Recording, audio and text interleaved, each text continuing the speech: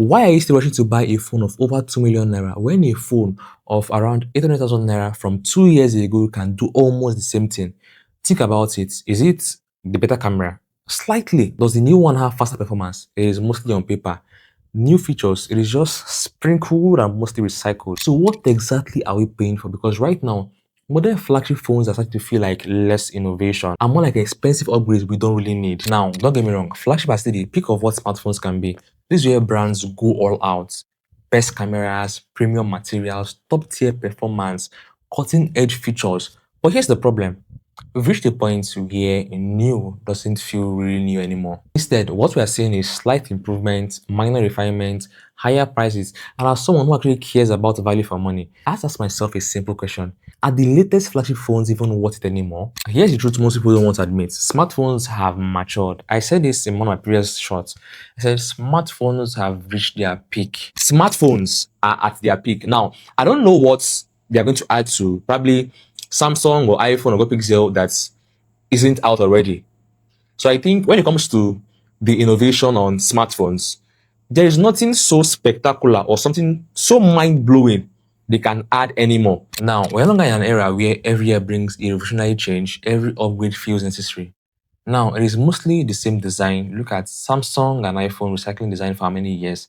It is same features, slightly better numbers, and brands still expect you to pay over 1.5 to probably 2, 3 million. For that, that's where the problem starts. Because while new phones are getting more expensive, older flagship phones are getting ridiculously cheaper.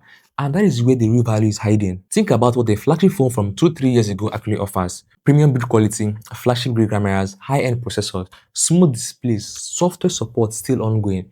In other words, you're still getting a flagship experience today just without the flagship price. And that's why in 2026, some other flagship phones make way more sense than buying brand new ones. So guys, let's talk about the few that really stand out. First is the Samsung Galaxy S23 Ultra, the Samsung Value King. I call this phone the most ultra phone. The Samsung Galaxy S24 Ultra is one of those phones that almost make new flagship look unnecessary. For under $600 in many markets, you are getting a 200 MP camera that still competes with some newer models, that iconic S Pen, which is slowly disappearing from newer designs. My S5 Ultra, there is no Bluetooth support, even the S6 Ultra.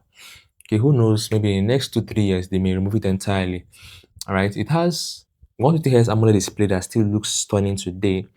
One of the best 10x optical zoom on any phone you can get. And for the performance, it is still fast, still reliable, and still flagship level.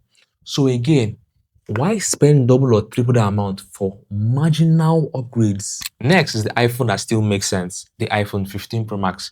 If there's one phone that still hits that perfect balance, it is the iPhone 15 Pro Max. And honestly, this phone makes more sense than most iPhones you can buy today. Here's why. It has titanium build, which is lighter, more comfortable, and still premium. It makes use of ProMotion 120Hz display. It is smooth and responsive. A17 Pro chip, which is powerful enough for console level gaming. And most importantly, USB-C. That USB-C switch, that's not just a spec upgrade, it is lifestyle upgrade. One cable for everything. Faster transfers, no more lightning limitation. Now compare that to something like the iPhone 14 Pro Max, right? It is still a great iPhone, but that lightning port alone can be a deal breaker in 2026. Now, the smart pick, the Google Pixel 9 Pro. If you care about camera and software experience, the Google Pixel 9 Pro is a very strong option. What makes it special isn't just the hardware, it is Google's software processing. You take a photo and somehow it looks just better, cleaner, sharper, and more natural. Even though, yes, the tensor chip isn't the most powerful. If you're an heavy gamer, I tell people, okay, tensor chip, okay, but it is still optimized for real world usage.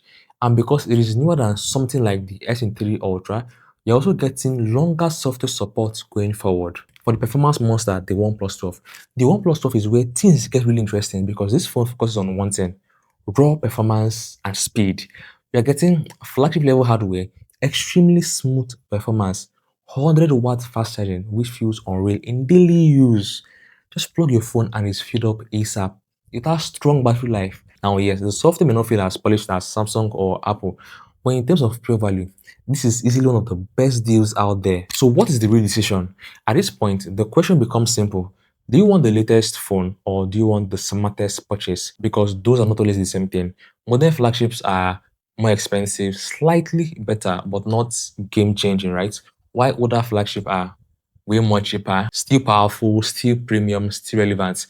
Before I forget, guys, I created a Facebook and Telegram group for Android users where you can ask any question based on the Android phone you want to go for today or anything around your Android, okay? You can also get the latest Android updates, banter iPhone and iPhone users. It's more like a solid Android community. You can go and check it out. iPhone users, let me know if you want a solid community like this, and I'll think about it. I'll create one for you. Don't worry, okay? Yeah, I also uploaded multiple videos I'm sure you're interested in, and I'm still working on more. So make sure you like, subscribe, and turn on the notification icon so that when I upload them, you'll be first getting notified, okay?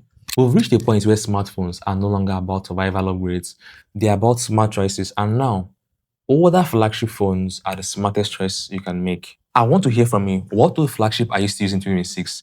And is it still holding up? Drop it in the comments. For me, I'm using the old flagship S23 Ultra. Okay. No, no. The old flagship I'm using is the Galaxy S7 Pro. If you enjoyed this video, make sure you hit the like button and subscribe. So whatever phone you're going for, whether it's the latest flagship or an older flagship, make sure you stay sharp, you stay smart, smart tips.